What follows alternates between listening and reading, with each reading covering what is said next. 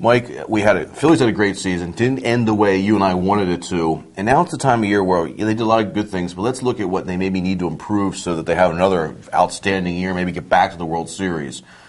What are some areas you want to see this team? Well, first of all, Starkey, allow me to salute your tie.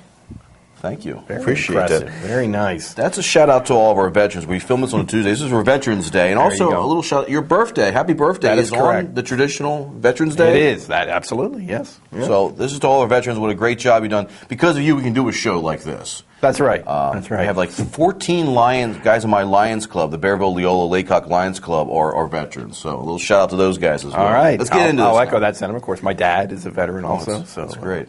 Purple Heart dude and all that stuff. So I echo those sentiments, Starkey. And now, on to the Phillies. What areas does this club need to improve?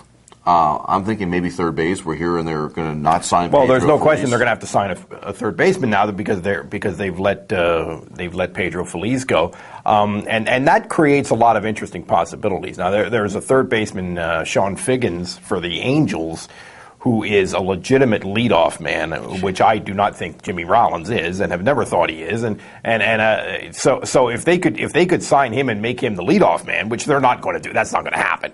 I think it's unlikely that they'll sign him. It's very unlikely that even if they sign him, they're going to make him the leadoff man because Rollins sort of has status there, but ego, attitude, something. Well, I don't know, but that's not going to happen. But anyway, it would be nice to get a high on base percentage in there and a guy who can play the position and can run a little bit.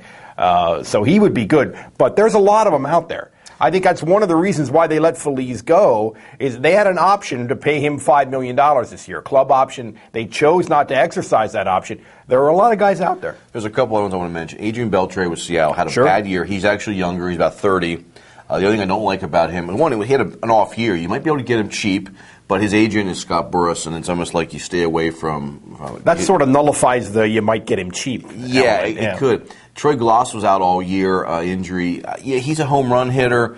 I think he also strikes out a lot. I don't know if he's a great answer.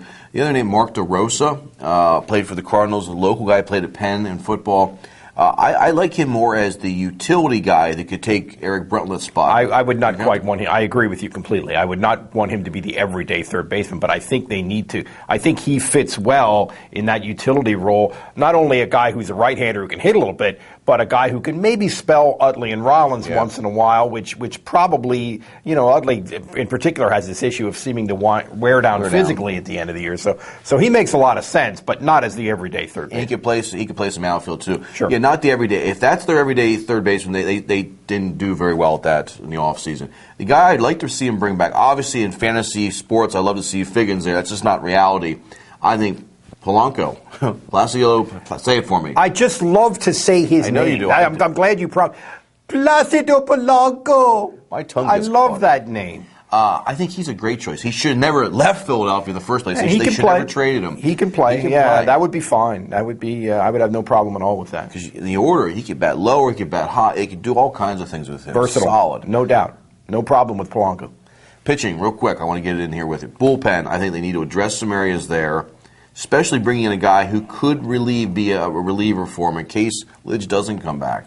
Well, that would be nice, especially since they now have decided to let Brett Myers go, who has closed, and he's the only guy who has. And they could use another guy. I don't even have any knowledge of what closers might be available, and you know what I think about this whole concept of the closer. So we can safely say you can never have too much pitching.